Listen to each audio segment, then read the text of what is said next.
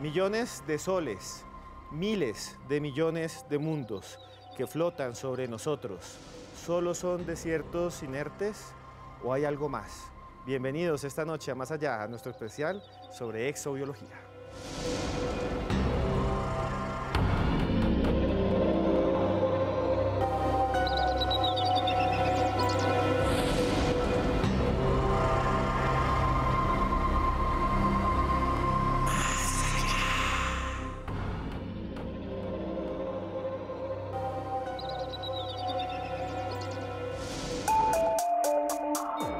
Miles de millones de planetas, miles de millones de mundos que flotan entre la oscuridad del cosmos, lugares inaccesibles que podrían ser el hogar de criaturas que transformarían nuestro entendimiento de la realidad y la vida. Seres extraordinarios que han sido imaginados por filósofos, escritores y artistas a lo largo del tiempo. Obras misteriosas como La astronomía de la luna de Johannes Kepler, en el que el científico cuenta el descubrimiento de extraterrestres gracias a una combinación de tecnología y brujería. Fantasías proyectadas en Viaje a la Luna, cortometraje de Georges Méliès de 1902, en el que se muestra cómo un grupo de humanos atacan y destruyen a los alienígenas que gobiernan la Luna. Lejos de la ficción, la ciencia considera que la existencia de formas de vida en otros planetas es altamente probable. Estudios que han sido agrupados bajo el nombre de exobiología y que están cambiando nuestro entendimiento del cosmos. Estudios como el llevado a cabo por la Universidad de Nottingham, que envió un grupo de gusanos a la Estación Espacial Internacional que lograron adaptarse a la ausencia de gravedad e increíblemente desarrollaron 2 cabezas. ¿Es la vida exclusiva de la Tierra? ¿Qué forma tendrían los extraterrestres? ¿Podríamos ser atacados en el futuro por invasores de otros mundos? Acompáñenos esta noche a explorar los últimos descubrimientos de la exobiología.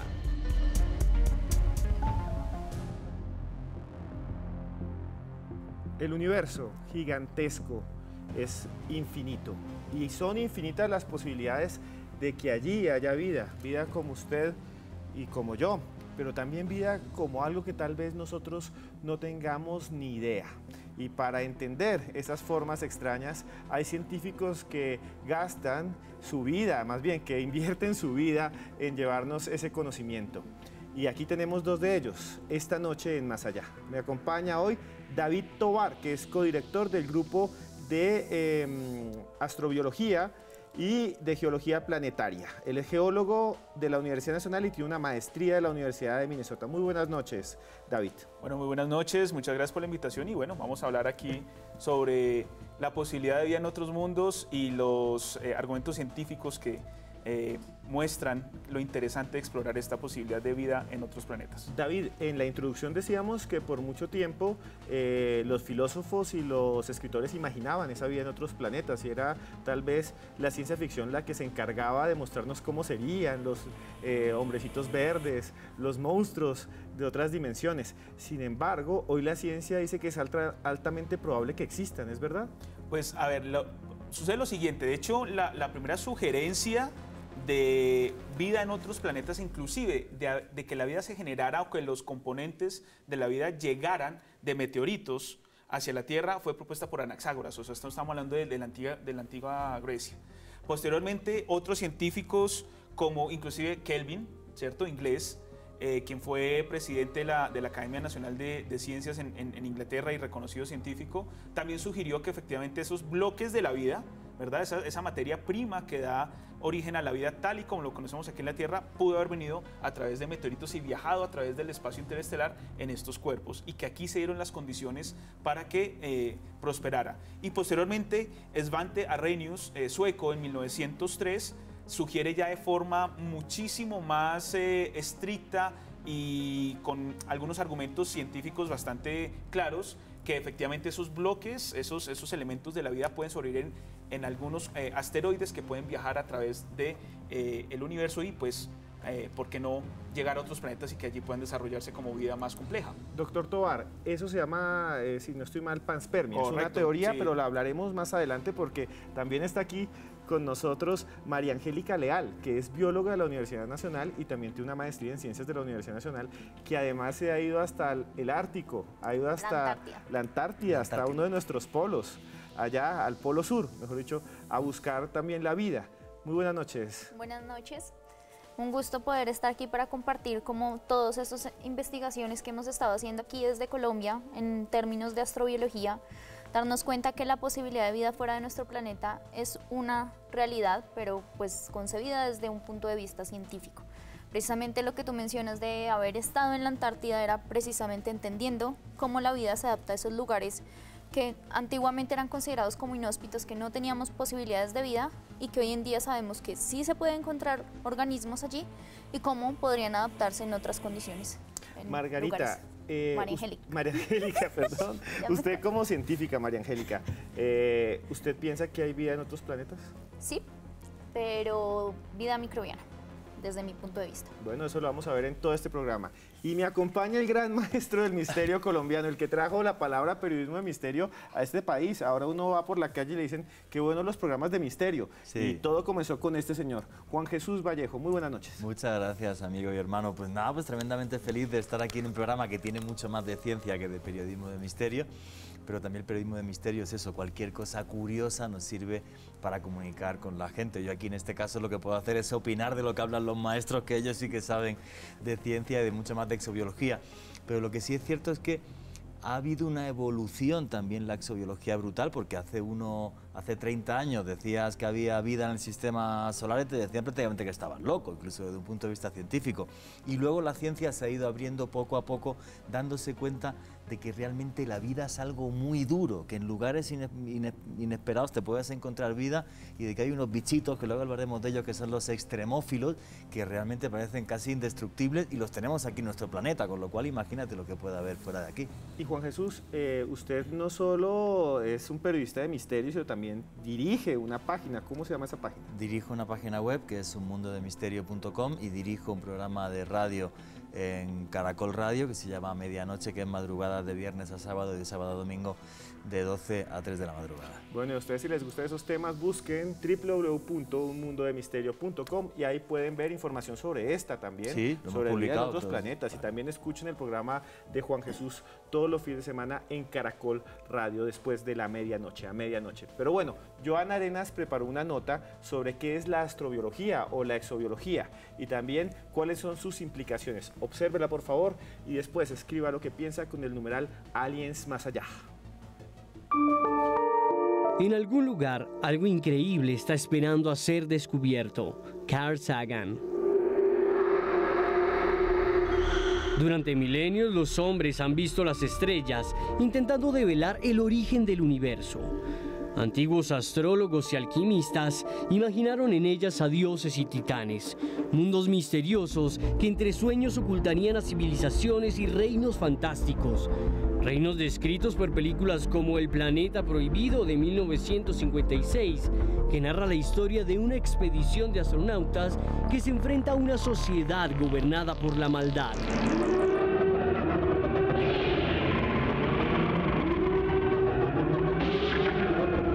Entidades que se debaten entre la perversidad y el salvajismo, como las descritas en Criaturas Asesinas o Deadly Spawn de 1983.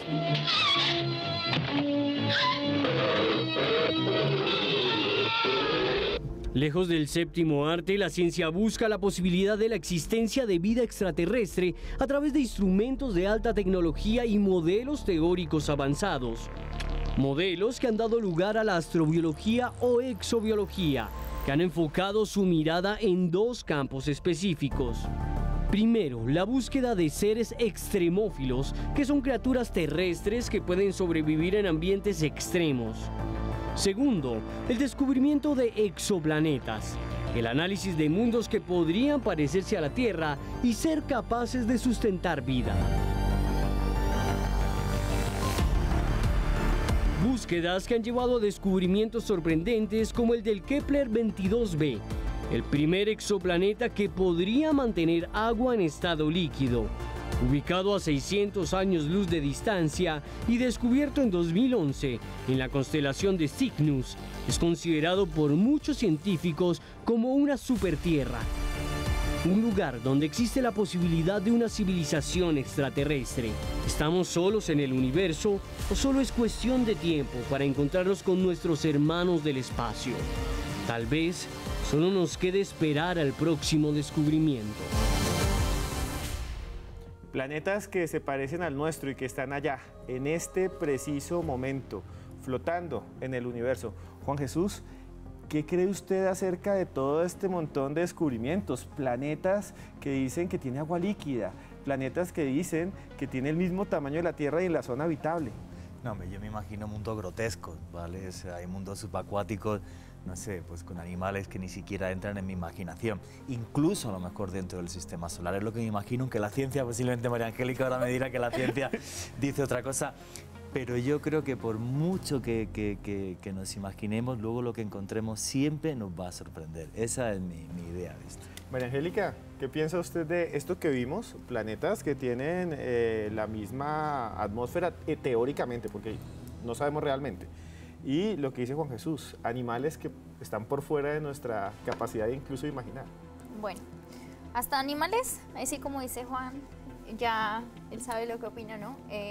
Ya ir a una complejidad de vida tan impresionante como un animal. Cuando estamos hablando de animales microscópicos, que seguramente lo tocaremos más adelante, como los tardígrados, empezamos a creer que hay posibilidades, pero animales mucho más complejos requieren toda una cadena evolutiva que todavía no conocemos para esos lugares. Hay algo importante que se mencionó en el video y es que mencionaban primero exobiología y astrobiología, ¿no? Algo que es importante rescatar es que la astrobiología es el término que actualmente se acuña para hablar de la posibilidad de vida en otros planetas. Ya no hablamos solo de exobiología porque cuando se tocaba exobiología hablábamos de vida afuera y ya está. Pero cuando hablamos de astrobiología estamos tratando de entender no solo lo que pasa afuera, sino cómo surgió la vida en nuestro planeta, el origen, evolución, distribución y cómo todo eso se combina y podría llegar a presentarse en otros lugares. Y ahí hablamos de varias líneas de la astrobiología, no solamente pues las dos que nos mencionaban, sino hay una muy importante que es los estudios de ambientes análogos, que lo podemos hacer acá en nuestro planeta porque son esos como grandes laboratorios. Digamos, se puede mirar porque se piensa, y esto se lo pregunto a usted y también al doctor Tovar, se piensa que hay planetas iguales al nuestro. Cuando hablamos de análogo. Cuando hablamos de análogo, ya lo va a mencionar David y digamos aquí hago como un parámetro.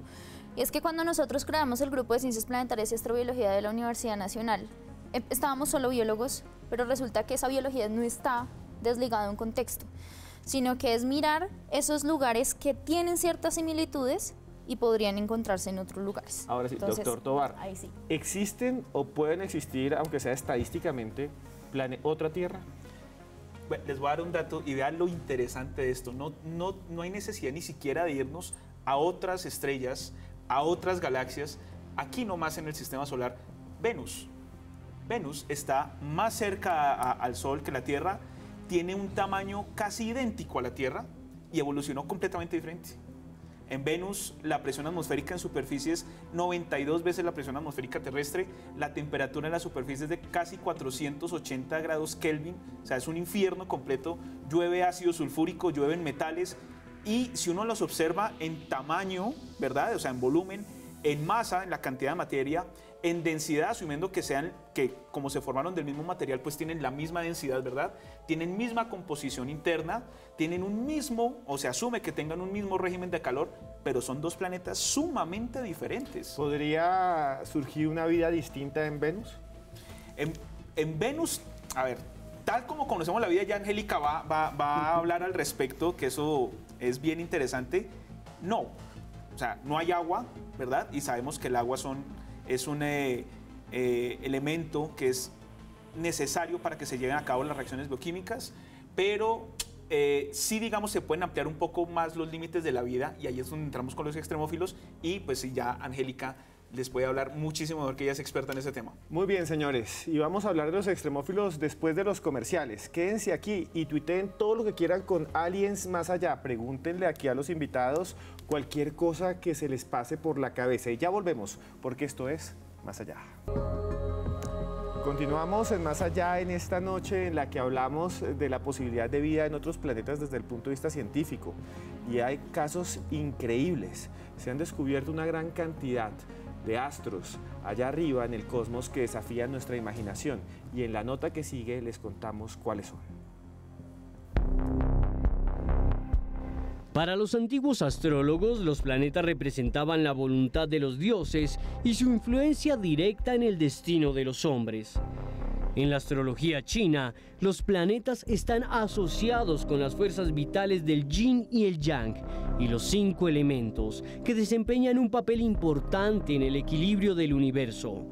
En contraste, para los astrónomos modernos, los planetas son objetos siderales que flotan en las inmensidades del cosmos, que pueden ser medidos, analizados y estudiados. Hasta hace menos de 30 años, la humanidad solo conocía la existencia de los 8 planetas que componen el sistema solar, planetas que por milenios fueron considerados los únicos en el universo, hasta que en el año de 1995, un hecho sorprendente rompería la historia. Fue en esta fecha que Didier Queloz y Michael Mayor del Observatorio de Haute-Provence en Francia anunciaron lo imposible. Luego de analizar miles de imágenes y de realizar complejos cálculos, habían descubierto algo que llamaron 51 Pegasi b, un planeta compuesto de gas a 50 años luz de la Tierra. De inmediato, docenas de científicos se volcaron sobre sus telescopios, revelando la existencia de más de 25.000 planetas que desafían nuestra inteligencia. Planetas como HD 4037G, una supertierra de la constelación Pictor dentro de la zona habitable, y gracias a su gran cercanía, se espera poder observar su superficie en los próximos años. O la extraña Tau Ceti, una estrella exactamente igual al Sol que se encuentra a solo 11 años luz de la Tierra y que contiene un planeta 4 veces más grande que nuestro planeta y que podría albergar un gran océano. O el fabuloso sistema TRAPPIST, un grupo de 7 planetas que orbitan a la cercana estrella nana TRAPPIST-1 y que, según los últimos estudios, contiene grandes cantidades de agua, lo que eleva la posibilidad de que contenga vida. ¿Puede existir una civilización en este momento en medio de las estrellas? ¿Realmente nos interesa conocer la existencia de seres extraterrestres? Tan solo la ciencia y el tiempo nos darán las respuestas. Bueno, esto es una revolución científica. Hace poco tiempo no conocíamos que existiera un solo planeta fuera del sistema solar. Hoy ya casi no los podemos contar y cada minuto, casi cada año surgen más. Pero hay unos, Juan Jesús, TRAPPIST, se ha vuelto de moda. Es que realmente le abre a uno la imaginación, ¿no? Hombre, la verdad que yo me imagino TRAPPIST, que además ha habido como cierta polémica, porque dijeron que había vida, luego casi que no había, ahora otra vez dicen que hay. O sea, la ciencia no es tan exacta, también os equivocáis que sois humanos. El tema ahí, yo también me imagino TRAPPIST, pues bueno, pues es un mundo donde se ve el infrarrojo, o sea, con las gafas estas que llevan los soldados por la noche para cazar a los enemigos, ¿no? Y que tanto hemos visto, o sea, me imagino otro mundo tremendamente grotesco y, ¿por qué no?, formas de vida complejas ahí. O sea, yo pienso que la ciencia, obviamente, muy cautelosa, porque los científicos tienen que serlo, pero luego también, conforme vamos avanzando los periodistas, que no somos científicos y nos dejamos llevar por lo emocional, pues obviamente pues nos encanta contar que nos imaginamos esos mundos que están ahí y cuyo contenido todavía desconocemos y que yo creo que desconoceremos durante muchos años todavía. Sí. TRAPPIST-1, doctor Tovar, ¿qué se cree que hay? Bueno, interesante con mencionar el reporte, ¿no? Al final, la ciencia y el tiempo nos darán la respuesta. Y efectivamente, cuando hablaban al inicio que efectivamente la astrología y los astrólogos, no había una definición, digamos, entre astrólogos y astrónomos, ya realmente la metodología es muy clara y la forma de trabajo es sumamente diferenciada y es posible diferenciar entre un astrólogo y un astrónomo, y eso pues para otro debate podremos hacerlo bien interesante también. Y con TRAPPIST, Juan Jesús mencionaba algo bien interesante, es que efectivamente la ciencia no es exacta, pero precisamente aprendiendo de esos errores y siendo sistemático y metódico en el análisis de la evidencia, pues se llegan a resultados bastante interesantes. Es decir, aquí el objetivo último no es tener la razón, sino hallar la verdad. Y con esto comento que TRAPPIST efectivamente los primeros hallazgos que fueron estos planetas como la Tierra, ¿cierto? Lo que los americanos llaman los Earth-like planets, o sea, planetas terrestres, orbitando alrededor de esta estrella. Se llegó a pensar que sí, efectivamente tenían una composición atmosférica similar a la Tierra, una densidad, una masa parecida a la Tierra, por consiguiente eran planetas terrestres, muy parecidos a nuestro planeta. Y ya después, analizando algunos datos de Kepler y de otros, de los diferentes instrumentos, concluyeron efectivamente que hay un exceso de radiación y que no eran, digamos, no están capacitados para soportar vida. ¿Pero en dónde? En la superficie, en el subsuelo. Y aquí es donde viene lo complicado. Yo creo que María Angélica nos puede complementar perfectamente eso. Es la vida tal y como la conocemos tiene ciertas restricciones, pero buscando en otros lugares pueden que existan estos organismos extremófilos que se hayan adaptado a condiciones mucho más extremas de lo que conocemos, y de allí pues se pueden encontrar otros microorganismos interesantes. Lo que está diciendo el doctor Tovar es probable que si hay vida en TRAPPIST o en el sistema TRAPPIST, que es un sistema, no esté en la superficie, sino esté debajo de la Tierra. Listo, primero te regalo el doctorado, porque hasta ahora estoy empezando el doctorado. Sí. Pero bueno, sobre si podemos encontrarlo debajo de la superficie, sí existe, o sea, es una hipótesis, ¿no? ¿Qué quiere decir? Que tendremos que falsearla y saber si es posible. Pero sí, o sea, esta hipótesis es viable, inclusive lo hacemos y estudiamos acá en nuestro planeta para mirar cómo la vida se está adaptando en lugares que pueden tener una alta radiación, porque ya como nos comentaba David, el problema allí es el exceso de radiación. ¿Por qué? Porque la manera como están girando estos planetas, siempre tenemos una cara que está visible a la estrella, entonces la radiación sería muy alta. Acá hemos hecho estudios en lo que es la Antártida, donde tenemos una incidencia de radiación muy grande, pues debido al agujero en la capa de ozono. Y aquí en el trópico, como la posición de la Tierra como tal, ingresa mucha más radiación solar. Entonces acá estamos haciendo estudios en lo que es la zona árida de la Tatacoa, y allí evaluamos microorganismos que están en ese suelo, y sí es posible. O sea, contra todo pronóstico, contra radiación, contra que son planetas que pueden estar, entre ellos también son más pequeños que el nuestro o son más grandes, ahí puede haber vida. Es que la vida es tremendamente dura. Yo, por ejemplo, en una expedición que hice al sur de Argelia, cerca de la frontera con Mauritania, que es una de las zonas más inhóspitas del planeta, juraría que ahora mismo en el mundo la temperatura más alta se registra en un desierto en Irán, pero ahí en Argelia hay hasta una pequeña localidad que se llama Inshallah, que si Dios quiere, que antes tenía los registros más altos también del mundo. Yo estuve muy cerca. La cantidad de vida que se ve, de vida pequeñita, de insectos, tal, sobre todo atardeciendo y amaneciendo, es una cosa espectacular. O sea, es tremendamente fuerte. Y luego otra cosa, siempre estamos buscando vida en función a lo que conocemos, que es en función a la vida en carbono, que es como estamos hechos nosotros, pero puede haber otras vidas y tenemos que abrir la mente, aunque la ciencia todavía pues lo desconozca.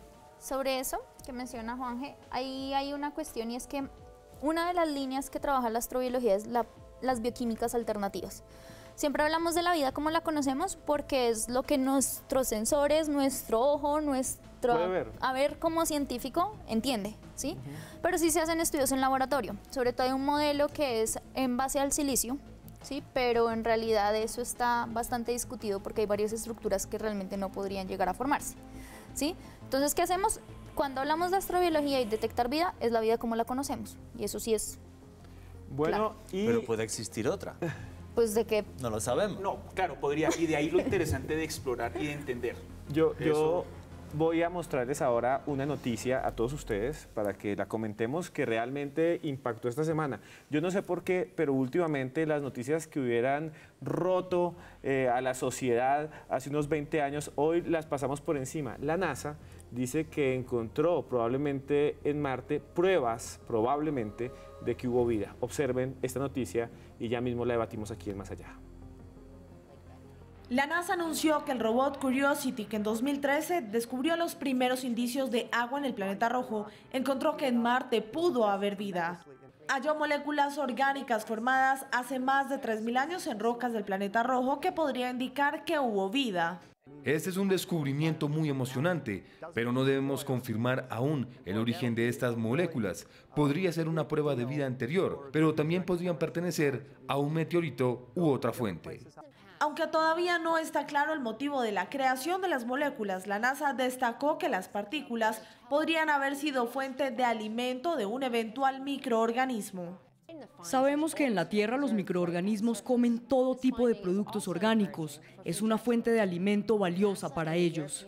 Este descubrimiento no certifica que hubo vida en ese planeta, pero sí demuestra que los organismos podrían haber sobrevivido gracias a la existencia de esas moléculas. Según expertos, en el pasado remoto el clima de Marte permitió que el agua líquida, un ingrediente esencial para la vida tal y como se conoce, se agrupara en la superficie. Encontrar moléculas orgánicas antiguas en los primeros 5 centímetros de roca que se depositaron cuando Marte pudo haber sido habitable es un buen augurio para misiones futuras. El gran interrogante sigue siendo si realmente hay vida en otros planetas. Juan Jesús, esta noticia me parece impresionante. De niño todos hablábamos... 2 semanas antes del Mundial y al carajo, nadie se ha enterado. Sí, me parece una cosa fabulosa, o sea, que tengamos realmente indicios de que sí que hubo vida en Marte, perdón. Y es que lo que te iba a decir es que aparece en la infancia nuestra y en la de todos los que nos ven esa palabra que era marciano. Sí. Antes de hablar nosotros de extraterrestres, de aliens, de grises, de reptilianos, siempre nosotros decíamos los marcianos, los marcianitos. Sí. Marte siempre ha sido una obsesión porque está tan cerca y al mismo tiempo tan lejos. ¿Qué piensa usted de todos estos descubrimientos? No, vamos a ver, o sea, esa parte digamos, de ciencia ficción o de leyenda a mí me parece maravillosa, ¿vale? Y soñar es lindísimo. Luego, pues obviamente, pues, la ciencia sí ha llegado a Marte y esos marcianos a día de hoy no están o se esconden tremendamente bien, que es lo que no sabemos. Lo que sí es cierto es que me fascina cuando la ciencia nos da este tipo de noticias, ¿no? Aunque no esté confirmada, ese todavía un indicio, nos van a hablar tanto David como Piedra Angélica, mucho mejor de lo que yo estoy hablando, pero sí es un punto importante porque hay que recordar una cosa tremendamente básica aquí, que es que en Marte sí que hubo mucha agua, y vosotros sabéis mucho más de esto que nosotros. Sí, efectivamente, y la evidencia recolectada por no solamente estos rovers, que donde o sea, estamos hablando del año 2003, si mal no estoy, estaban el Spirit y el Opportunity, que eran otros pequeños, antes inclusive que salió en la película esta de The Martian, que fue el que utilizaron, desempolvaron para comunicarse con la Tierra, que era el Mars Pathfinder, es el de Sojourner, correcto.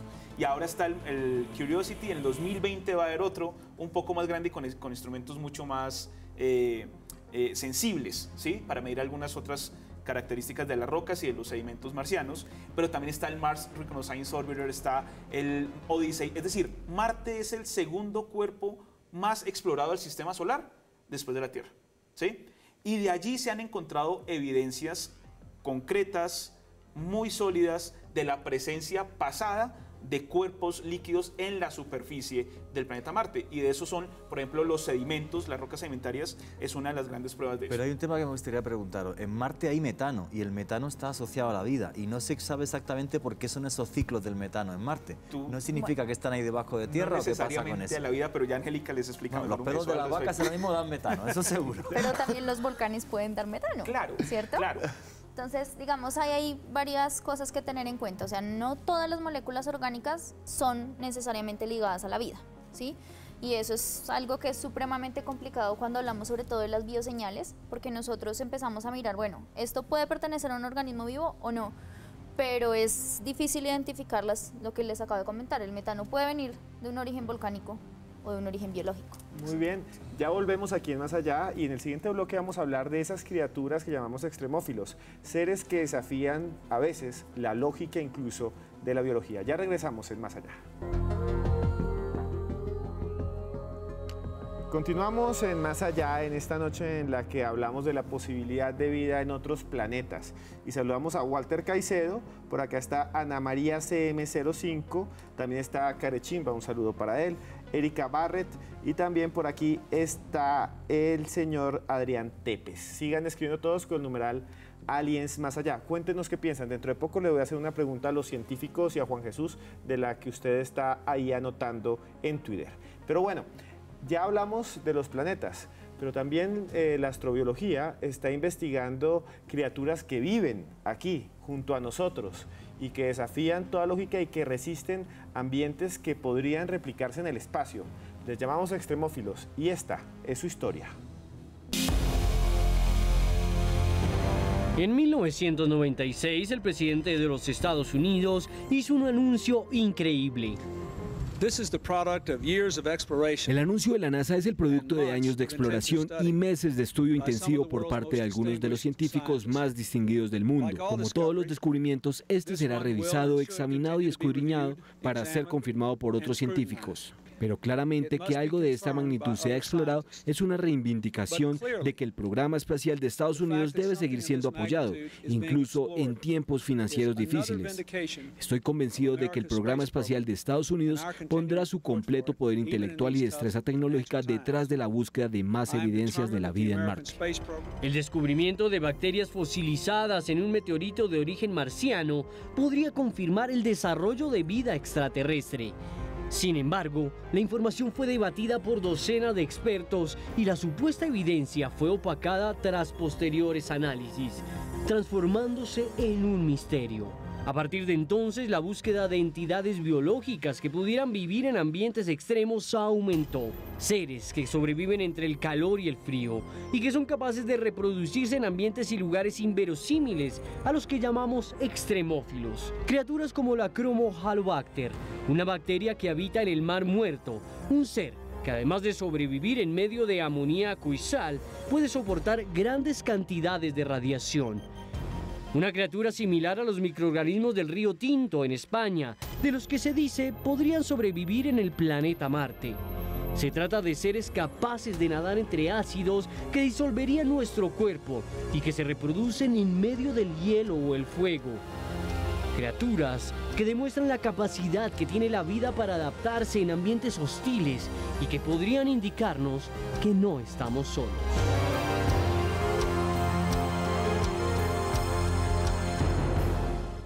Seres resistentes, seres que viven en las costas del Mar Muerto. Es que el Mar Muerto, por eso se llama Mar Muerto.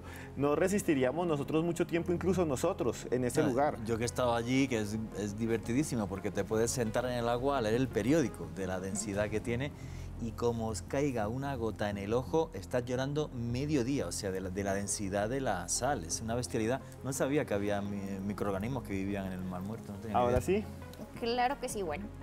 Algo que tú acabas de mencionar y es que los extremófilos son absolutamente sorprendentes, no solo porque resistan esa condición, sino que la necesitan. ¿Qué quiere decir? Que si tú lo sacas de ahí, pierde esa condición difícil y se muere. O sea, tiene que vivir en el ambiente más terrible del universo, pero si lo sacas de ahí y lo pones en un pastel feliz, se morirá. Exactamente. ¿Por qué? Porque está adaptado a esas condiciones extremas. Y algo que es súper chévere de eso es que esa condición extrema va en función de varios parámetros, pero por lo general se toma en cuenta uno. Bien sea la temperatura, la concentración de sal, la acidez, como nos mencionaban en el río Tinto. Y hay muchas variables a evaluar, pero nos centramos en una. Y de ahí le damos como esos nombres a esos microorganismos extremófilos.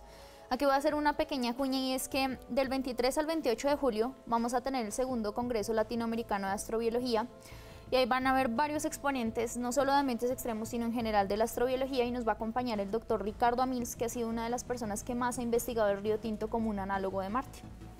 Si yo tomo una bacteria o una de estas criaturas microscópicas que viven en el río Tinto, que es un río que queda en España, en Huelva. En Huelva, sí. Y que además es súper contaminado, o sea, por eso es que... Por el cobre. Por la lo contaminaron sacando minas. Sí, claro, o sea, las minas de los romanos que había allá y sacando se destruyó cobre, el ambiente y ahí viven estas criaturas. Si yo cojo uno de estos y lo mando a Marte, ¿puede llegar allá y vivir en Marte? Habría que hacer la prueba, pero ¿qué hemos hecho? Y se ha hecho, por ejemplo, con los tardígrados, se ha hecho con drosófilas, ¿sí? El microorganismo puede vivir, no se ha llevado a Marte claramente, sino a la Estación Espacial Internacional, y ahí se ha evaluado, soporta ciertas condiciones, se adapta, pero pues hay ciertos rangos que el organismo ya realmente no soporta. ¿Sí? O sea, por ejemplo, ¿qué ha pasado con los tardígrados? El organismo se llevó a la Estación Espacial Internacional, se pudo reproducir, lo cual es maravilloso, pero la tasa de reproducción bajó muchísimo. Es decir, que si lo hubiéramos dejado más tiempo, ¿qué habría pasado? Entonces eso es un experimento que se debe hacer. Pero si hubiera sido, quítale a tu marido el oxígeno y mándalo al espacio a ver si puede cumplir. Aquí voy a decir algo, que va a sonar teoría Jurassic Park para ustedes, doctores, ¿qué piensan? Enviamos esos bichos que son vida y allá, como bien dice María Angélica, no se pueden reproducir o se empiezan a reproducir menos y se empiezan a extinguir. pues la vida encontrará una línea, alguno evolucionará y se reproducirá rápido, porque la vida no es estática. Lo que se trata de mirar precisamente, y es algo que se puede hacer con los tardígrados fácilmente, es por la baja complejidad y por la manera como se adaptan, es evaluar genes que puedan llegar a ser resistentes y que puedan llegar a mutar y adaptarse en esas condiciones. También se hace mucho con bacterias. En el caso de bacterias que soportan alta radiación, como, y no bacterias sino también arqueas, ¿no? Deinococcus radiodurans, gamma tolerans, este tipo de organismos como tal tienen unos genes que soportan esa radiación y se van transfiriendo de una célula a la otra. Entonces, si tienes un gen que tiene resistencia, se lo pasan entre ellos. O sea, que se adaptan súper rápido. Sí, eso es algo que pueden hacer. O sea que si evolucionan y podrían... Doctor, rápido, le voy a hacer una pregunta. Vea, mi ángel Lulú 2 nos escribe aquí por Instagram y nos dice lo siguiente. ¿Es probable que en la Tierra hayan bacterias o esos extremófilos sean de otro planeta que hayan llegado? Pues es que eso es bien interesante. Entonces, digamos, una de las preguntas clave en astrobiología es, bueno, la vida se originó en la Tierra, ¿cómo, cuándo, en dónde realmente es propia aquí en nuestro planeta o pudo haber sido transportada a través de meteoritos, ¿cierto?, viajando por el sistema solar? Es decir, la pregunta está abierta, no tenemos algo concluyente y de ahí lo importante de estudiar científicamente esas posibilidades, porque lo que tenemos hasta ahora son varias hipótesis y el conjunto de hipótesis bien soportadas con evidencia es lo que da paso a las teorías. Y hay un detalle muy curioso, tú comentabas que el primero es Anaxágoras, ¿no? Anaxágoras en Grecia, correcto. Pues en Egipto hay un mito que es el de la piedra Benben, puedes ver réplicas de la piedra Benben en el Museo Egipcio, en concreto en el Cairo, en basalto, y a nivel de religión, no de ciencia, no tiene nada que ver, se habla de que la vida llegó en esta piedra y creó una sopa primigenia. O sea, hace 5.000 años los egipcios sin saber nada de esto. O sea, me parece increíble cómo llegaron también a esa conclusión, aunque la aplicaran de una forma religiosa, sin tener nada que ver con la ciencia. Sí, digamos que la conexión de la humanidad, de las civilizaciones al ver el cielo, o sea, hacerse preguntas tan profundas como esas, es bien interesante y actualmente lo que estamos haciendo es utilizar todo el potencial, toda la herramienta científica para empezarle a darle solución y posibles respuestas a esas preguntas. Bueno, señores, quiero que ustedes que están allá al otro lado del televisor y los de acá vean estas imágenes impresionantes que grabó la NASA en el año 2010. Ahí llevaron una expedición al Polo Norte y lo que ven ustedes es un orificio y ahí bajaron un taladro y esa criatura amarilla no debería estar ahí. Ellos pensaban que en ese punto de la Tierra solo habían bacterias y estaban buscando extremófilos y encontraron eso, que todavía no sabemos qué es porque no lo capturaron, no lo cogieron y no está todavía identificado. Eso que están viendo ahí es una criatura de la Tierra que no debería existir según los cálculos en ese momento. Y véanla, ahí está. Si eso pasa aquí en la Tierra, ¿qué pasará en otros planetas? Europa, pues es que, Titán. curiosamente, y bueno, curiosamente no, es que ese es el objetivo de las expediciones. Cuando se empezó a mirar este lugar y se dan cuenta de que hay organismos multicelulares que pueden adaptarse a estas condiciones, empieza uno a preguntarse, oiga, si se pueden adaptar aquí, entonces extendemos un poquito más ese límite de la vida. Hoy en día sabemos, no solo hemos encontrado sino que también hay algunos escarabajos que viven en el hielo, y uno dice, ¿cómo hacen esto? Entonces se encontraron unas llamadas proteínas anticongelantes, y se encuentran en su hemolinfa, y lo que hacen es que no permiten que se formen los cristales de hielo. O sea, no deja que se congele. Exactamente. Es decir, se va uniendo. ¿Qué sucede para que se forme el hielo? Entonces tenemos todas esas moléculas de agua y se asocian y generan como un cristalito que sería como lleno de puntas. Y eso sería lo que me estallaría las células, como una estrellita puntiaguda. Ahora la pregunta, esto que están viendo ustedes ahí, esa imagen que ustedes estaban viendo, es de una criatura que en la Tierra soporta todo. Juan Jesús, esto podría estar también esta hora en Europa, una luna de Júpiter que tiene un océano. Titán también, por ejemplo, incluso Encédalo, o sea, así que hay sobre todo Europa y Titán, vosotros sabéis mucho más de eso que yo. O sea, digamos que son los que dan más pie a pensar que pudiéramos encontrarnos, no sé exactamente si este bichito amarillo, pero sí a lo mejor un poco más complejo, aunque María Angélica dice que no. ¿Tú crees que sería no, micro? O sea, yo digo que ya a nivel, por ejemplo, si me imagino un elefante de pronto y no, ¿sí? Pero un pulpito, un calamarcito, nada, ni eso. Mira, muy chiquito, lo que... un calamardo, para darle ahí el chance. Pero vean Juan Jesús y Esteban lo siguiente. Esto no es, digamos, tan nuevo en términos de explorar lugares en la Tierra que nunca se han explorado antes y encontrar vida compleja. En la década de los 70 se empiezan a explorar las dorsales oceánicas, es curioso, vean qué cosa tan interesante, eso lo comentamos en el planetario, en las charlas de la Asociación Colombiana de Estudios Astronómicos que se hacen en el planetario todos los sábados a las 10 de la mañana y están abiertas al público, invitadísimos a que participen, precisamente sobre lo curioso de la exploración espacial y la exploración del planeta Tierra.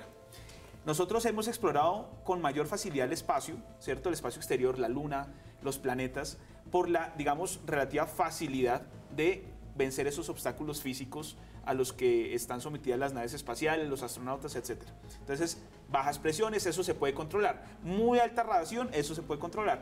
Pero explorar el interior de la Tierra, ¿cierto? Como lo comentaba Julio Verne en sus libros de viaje al centro de la Tierra, o inclusive el suelo marino es mucho más complicado. Entonces sabemos más del espacio que de nuestro mismo planeta. Entonces cada vez estamos descubriendo más. Y a lo largo de esas dorsales oceánicas en donde se creía que no había ningún tipo de organismos, se encontró todo un ecosistema en nuestro propio planeta y eso es lo bonito de la ciencia. Y bueno, vamos a seguir explorando aquí el espacio desde más allá después de estos comerciales. Siga tuiteando con el numeral Aliens Más Allá que seguimos con sus preguntas. Ya volvemos y esto es Más Allá.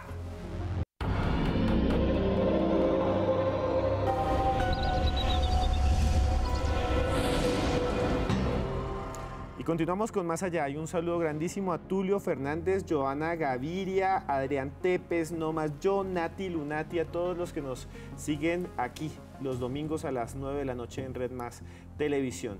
Y bueno, es la hora y es el momento en que Joana Arenas viene con su sección Más Allá Plus. Muy buenas noches, Joana. Buenas noches, Esteban. Ustedes han hablado durante el programa de seres extremófilos, esos que pueden sobrevivir a cualquier condición extrema. Y yo les voy a hablar de el tardigrada o comúnmente conocido como oso de agua. Unos particulares organismos que pueden sobrevivir entre los 0 grados y los 150 grados centígrados. Miden más o menos entre 0.05 milímetros y 0.5 milímetros. Son seres terrestres porque se reproducen en las películas de agua de los musgos, pero también lo pueden hacer en ríos y mares. Son tan particulares que pueden sobrevivir 10 años sin una gota de agua y cuando se les suministra el líquido, ellos se reactivan fácilmente. Resulta que en el 2007 enviaron una sonda espacial llamada Foton M3 de Rusia y la Agencia Espacial Europea.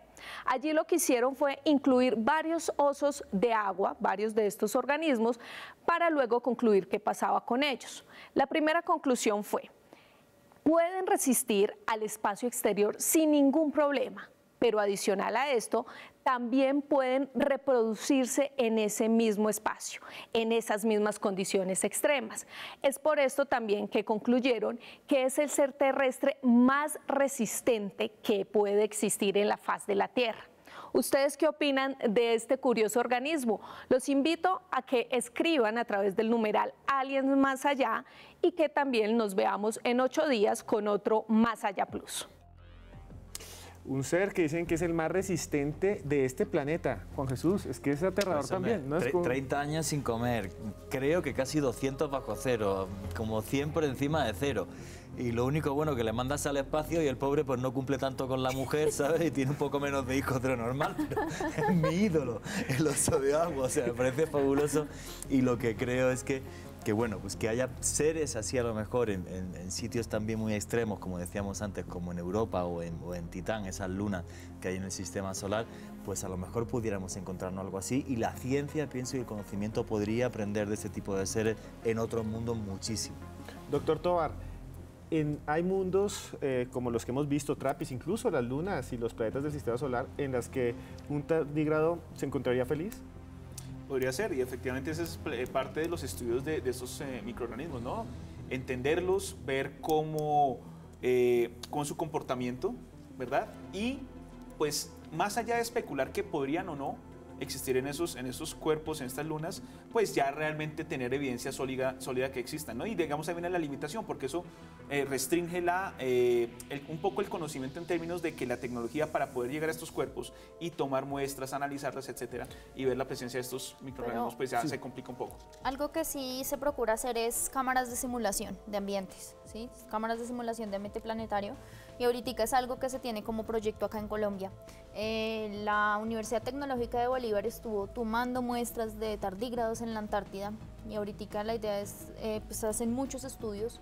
Nosotros desde nuestro laboratorio también hacemos algunos estudios, sobre todo con radiación y radiación gamma, que aquí con el Instituto de Asuntos Nucleares se están empezando a hacer, y ver realmente cómo este organismo, si bien no lo puedo llevar a Europa, no lo puedo llevar a Titán, no lo puedo llevar a Marte, puedo evaluarlo en unas condiciones controladas muy similares. Aquí en el laboratorio, ese digamos el gran potencial, ¿no? Una pregunta, ¿los tardígrados dónde viven? Normalmente en musgos y líquenes. ¿Aquí en Colombia hay tardígrados? Sí, en Colombia hay tardígrados, inclusive la Universidad Tecnológica de Bolívar, la Universidad Nacional, la Universidad de los Andes han hecho estudios sobre todo en páramos. ¿Sí? ¿Por qué? Pues porque más extremos todavía. Entonces, en los páramos de Colombia hasta ahora viven estos seres que duran, es que me aterró. Lo que Juan dijo de 30 años, lo que pasa es que sí, ellos tienen una habilidad muy interesante y es que ellos pueden vivir prácticamente sin agua. Ellos pierden toda el agua y se quedan como recogiditos. Busquen así en internet como tardígrado sin agua y van a ver que es como si ustedes lo pincharan con un alfiler y se desinflara. Parecen una uva pasa. Sí. Se deshidratan. ¿Y qué sucede? Que ellos se quedan ahí esperando las buenas condiciones. O sea, cuando sea el momento que, oye, ya estoy bien y puedo estar bien, y se reactivan. Entonces pueden pasar 30, 60 años inclusive. Hasta 60 años. Wow. O sea, ¿podría estar flotando en el espacio un tardígrado? Podrían estar viajando en un cometa. ¿Sí? Es que es lo interesante. Entonces, en un cometa. O sea, eso podría pasar. Ya de ahí que se llegue a encontrar algo sólido, ya eso es otra historia, ¿no? Y por eso hay que seguir ellos estudiando. Tienen, no solo con el agua, sino también en condiciones de baja de oxígeno, pueden hacer lo mismo. ¿De baja de oxígeno? Sí. O sea, sin agua, sin oxígeno. Sin oxígeno, sí. Y aquí me pregunta, por aquí Adrián Tepes, ¿y si los tardígrados son extraterrestres que vinieron en un meteorito o algo así? ¿Qué piensa, doctor? Es que eso es decir, está la posibilidad. O sea, en este punto es una pregunta tan crítica, tan abierta, que de ahí... ¿Pero podría ser una posibilidad biológica? ¿Podría ser? Podría ser, o sea, de la panspermia precisamente lo que sugiere esa hipótesis, se sugiere es que los componentes básicos de la vida se pueden generar en otra parte del sistema solar y aquí en la Tierra encontrar los factores idóneos para desarrollarse. Eso sí es un misterio, pero bueno, ya nos vamos porque nos queda poco tiempo. Doctor Tovar, muchas gracias por estar más allá. Pues muy amables, muchas gracias por la invitación y cordialmente invitados, como comentaba María Angélica, al segundo Congreso Latinoamericano de Astrobiología del 23 al 28 de julio. Pueden visitar nuestra página cla.unal.edu.co. María Angélica Leal, muchas gracias. No, gracias por la invitación y seguirnos en Facebook a través de nuestras redes, Grupo de Ciencias Planetarias UN. Señor Juan Jesús Vallejo, muchas gracias por estar más allá. Muchas gracias, tremendamente feliz de aprender con David y con María Angélica. Y esto es lo que pone encima de la mesa, que es que en este país hay grandes científicos y tienen que tener un hueco también en medios de comunicación para que todo el mundo aprenda de la ciencia, incluso brutos como yo, que me queda muchísimo. Los que queréis seguirme en redes sociales, mi Twitter es @JuanJVallejo, JuanJVallejo. Y también sigan Un Mundo de Misterio, @esmundomisterio, que tiene todas las noticias sobre el misterio y sobre la ciencia. Y a mí como @cruzescribiente en Instagram y Twitter. Y nos vemos en 8 días. Y recuerden que por más lejos que andemos, siempre habrá un más allá.